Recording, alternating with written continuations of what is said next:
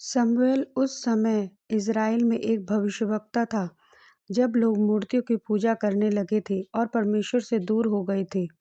एक समय जब एली महायाजक था, उसके दिनों में यह आदेश दिया गया कि वाचा का संदूक शीलो में निवास से बाहर ले जाकर पलिश्तियों के विरुद्ध युद्ध में ले जाया जाए।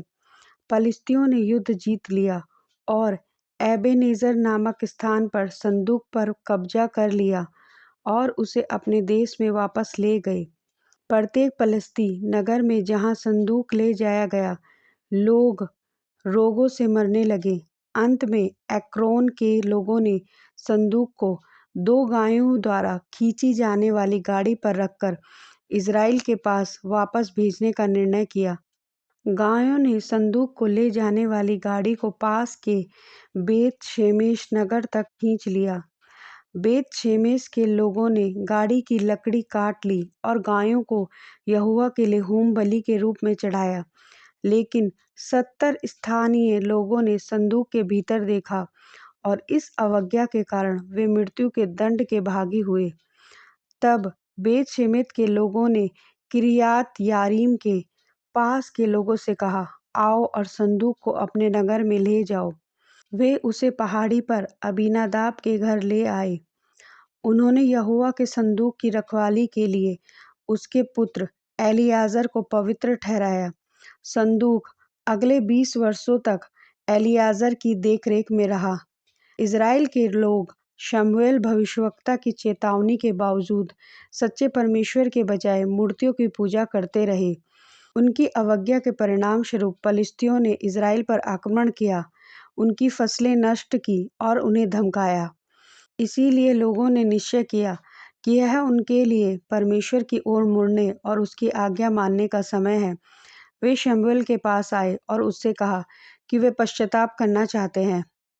शमूएल ने सब इज़राइलियों से कहा, यदि तुम पूरे मन से यहोवा की ओर फिरो, तो पराए देवताओं और अश्तोरेतों को दूर कर दो और यहोवा के लिए अपने आप को समर्पित करो। केवल उसी की उपासना करो और वह तुम्हें पलिश्तियों के हाथ से छुड़ाएगा। इसीलिए लोगों ने जाकर अपनी मूर्तियों को नष्ट कर दिया। उन्होंने बाल और अस्तोरेत देवता की बनाई हुई मूर्तियां काट डाली। तब शमूएल ने कहा, सब इज़राइलियों को मिस्पा में इकट्ठा करो और मैं यहोवा से तुम्हारे लिए प्रार्थना करूंगा। लोग मिस्पा में इकट्ठा हुए, जहां शमूएल उनका प्रधान बनकर सेवा करता था। मिस्पा में लोगों ने जल भरकर यहोवा के सामने उंडेल दिया, उपवास किया और अंगीकार किया, हमने यहोवा के विरुद्ध पाप किया है। जब पलिश्तियों ने सुना कि इज़राइली मिस्पा में इकट्ठा हुए हैं, तब उनके सरदार उन पर आक्रमण करने आए। यह समाचार सुनकर इज़राइली बहुत डर गए और शमूएल से विनती करने लगे कि वह यहोवा से उनके लिए प्रार्थना करे। शमूएल ने दूध पीता हुआ एक मेमना लिया और उसे यहोवा के लिए होम बलि के रूप में चढ़ाया। उसने इज़राइल के लिए यहोवा की दुहाई दी और यहोवा ने उसकी सुन ली। उस दिन यहोवा ने पलिश्तियों पर बड़े गरज के साथ गड़गड़ाहट की और उन्हें घबरा दिया। इज़राइली पुरुष मिस्पा से बाहर निकलकर पलिश्तियों का पीछा करने लगे। पलिश्ती बुरी तरह हार गए और इज़राइलियों द्वारा पीछा किए जाने पर अपने देश में वापस भाग गए।